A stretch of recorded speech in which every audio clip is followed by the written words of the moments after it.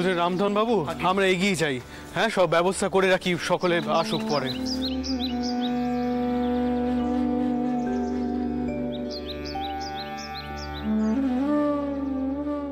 আলো তো রয়েছে আমার নিজের ভিতরে, সেই আলোতে আমি সব দেখতে পাই।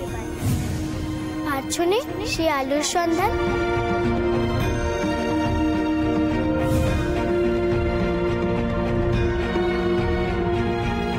এতখানি পথ চলতে গেলে তো পায়ে কাটা বিঁধবেই। বেশি ব্যথা পেলে কই আমি হাত বুলিয়ে দেবো কই।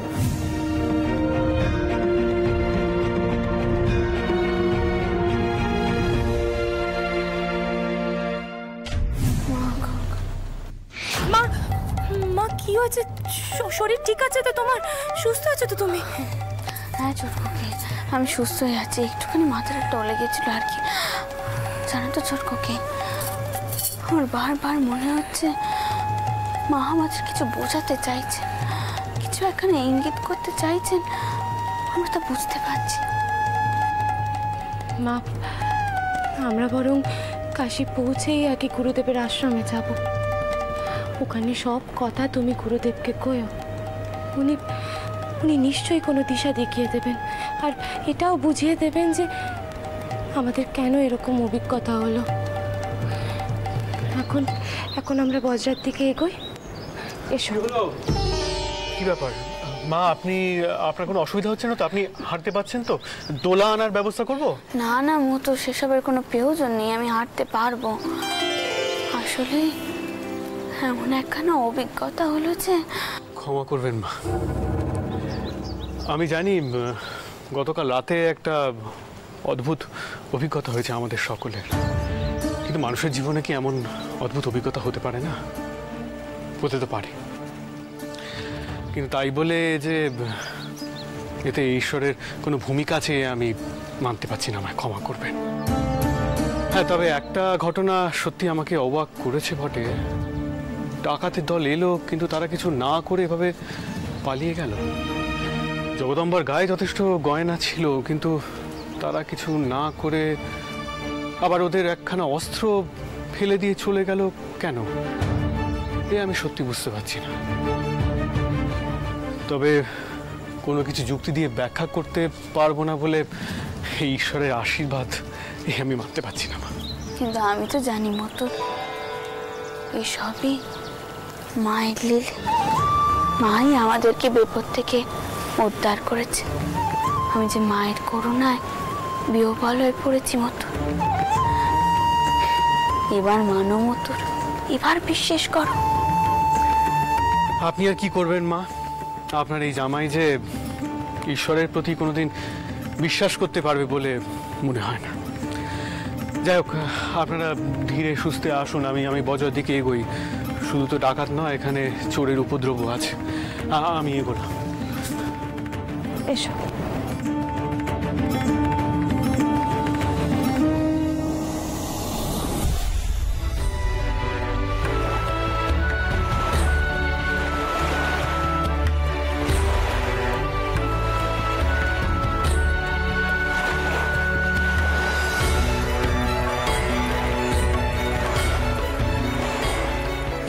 এবারে আর ছুটোছুটি করো না, বুঝেছো?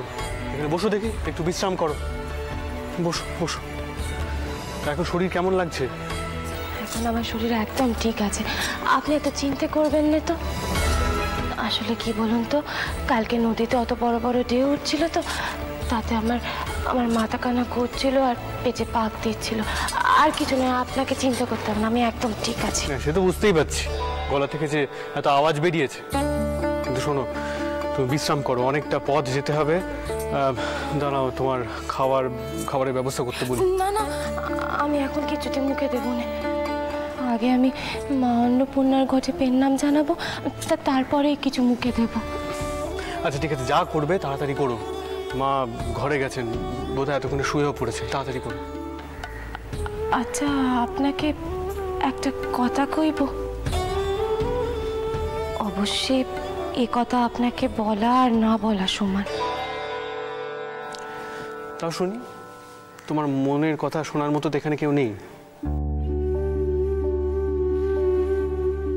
আমার মনে না বড় কটকা লাগছে জানেন তো। আমরা সকলে মিলে এভাবে মা অন্নপূর্ণা দামের জন্য তো যাত্রা করছি, কিন্তু এই যাত্রার মাঝে মা কালী এমন লীলে কেন দেখালেন কিছুই বুঝতে পারছি না। দেখো জগদম্বা, আমার কাছে মা কালী, মা অন্নপূর্ণা, মা জগদম্বা সবাই এক। তো এই প্রশ্নের উত্তর আমার পক্ষে দেওয়া সম্ভব নয়। কি কইছেনটা কি আপনি? আপনি নয় ঠাকুর দেবতা মানেননি, এ আমি বুঝলুম, কিন্তু তাদের নিয়ে এভাবে আপনি ঠাট্টা করবেন? মা মা ক্ষমা করো মা, বড় ভুল হয়ে গেছে, ক্ষমা করো মা, মাফ করে দিও। আচ্ছা, কি আশ্চর্য, তীর্থযাত্রা করছি বলে আমি আমার স্ত্রীর সাথে একটু রঙ তামাশা করতে পারবো না? এই কেমন কথা? হ্যাঁ, আপনি সত্যিই বুঝবেন না।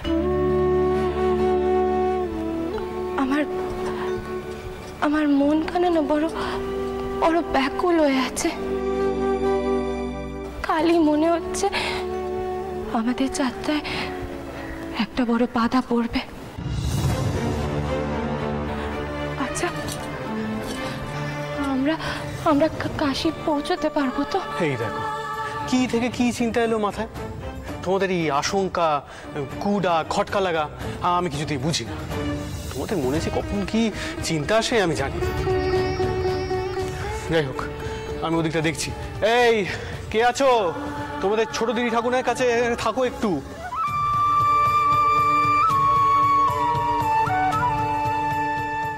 মা,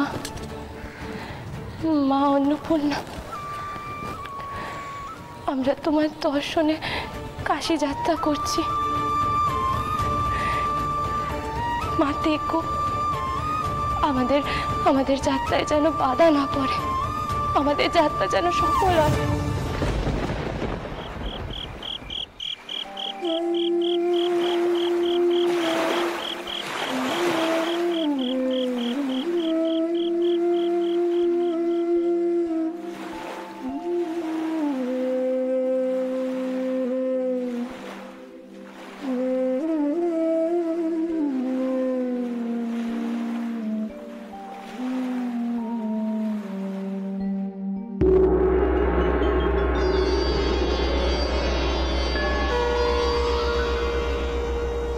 রানী,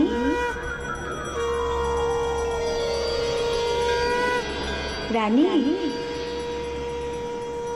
ওঠ, আমি এসেছি।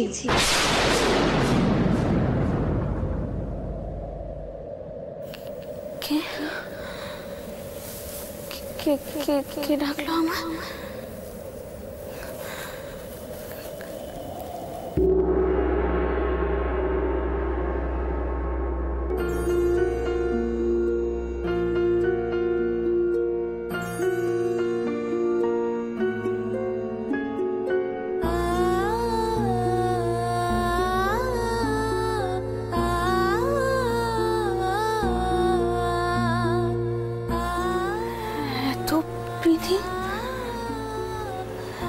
এত প্রীতিম এখানে কে জ্বালালো?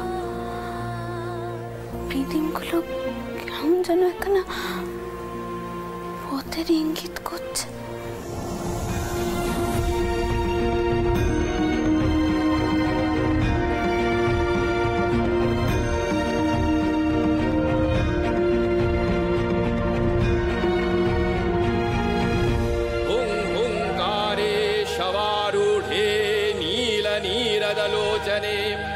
त्रैलोक्यैकमुखे दिव्ये कालिकायै नमोस्तुते।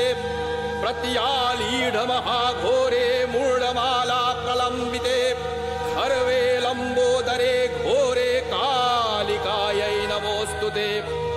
नवयौवनसम्पन्ने गजकुम्भोपमस्तनि वाणीश्वरी शिवे शान्ते कालिकायै नमोस्तुते। व्यघ्रचर्माम्बरधरे खड्गकर्त्रीधरे करे कपालेन्दीवरे वामे कालिकायै नमोस्तुते। नीलोत्कटजटाभारे सिन्दूरेन्दु मुखोदरे स्फुरद्वक्त्रोष्टदशने कालिकायै नमोस्तुते। এত প্রীতিম এখানে কোত্থেকে এলো? কে জ্বালালো এত প্রীতিম? कालिकायै नमोस्तुते। ब्रह्मणोक्तजलो हेतुशवमध्यप्रसंस्थिते प्रेतकोटिसमायुक्ते कालिकायै नमोऽस्तुते।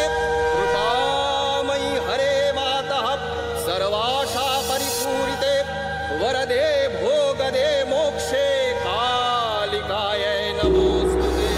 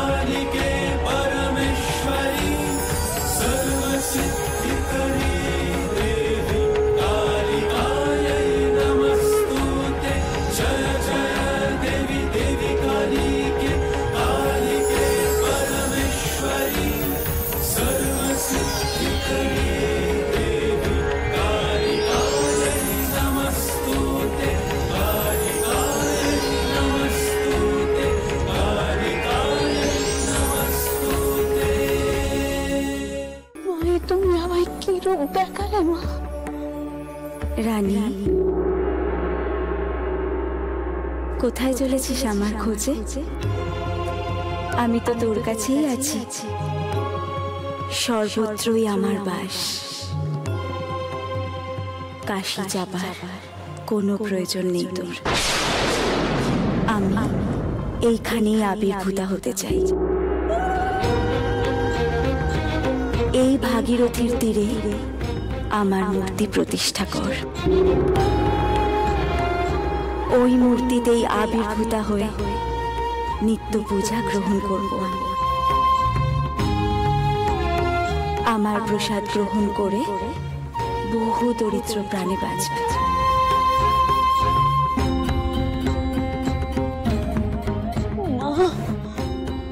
মা গো, তোমার এত করুণা মা।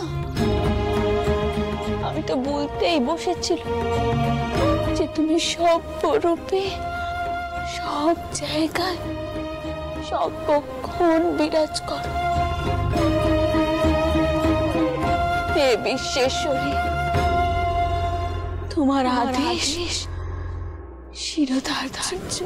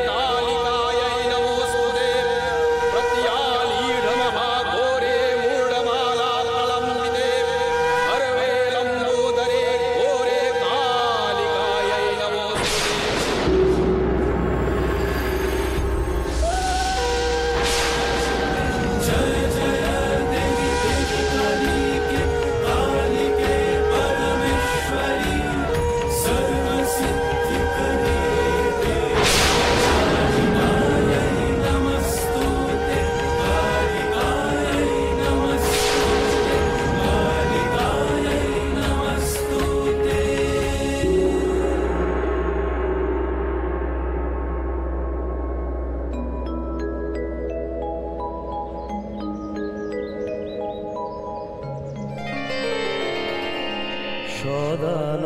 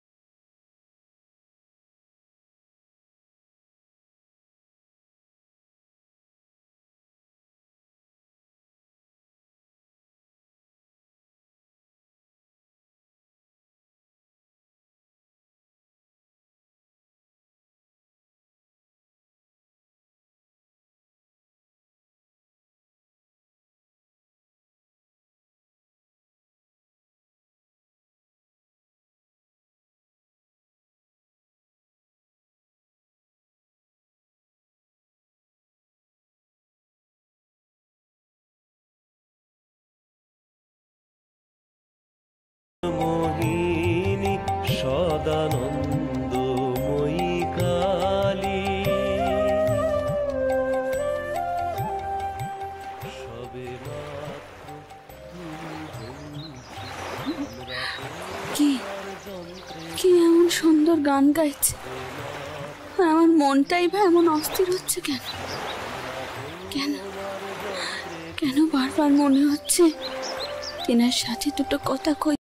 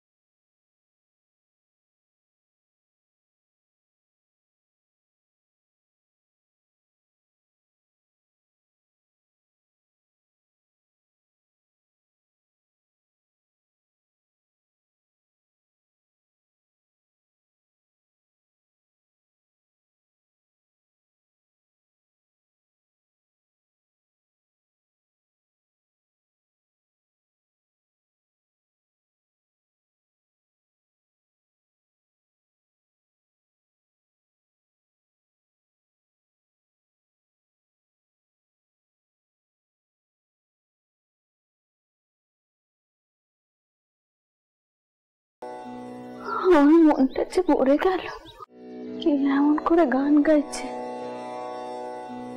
আমার মনটা যে ভরে গেল। মতন আমার যে তাকে বড় দেখতে ইচ্ছা করছে। কিন্তু মা, আমাদের যে এখন যাত্রা করতে হবে। কিন্তু যে আগে এমন ভাবে গান গাইলো, তার সাথে দুটি কথা কই। আমার মনটা যে বড় টানছে। তারপর না হয় যাত্রার কথা কইব। মা, তুমি কি কথা কইছো?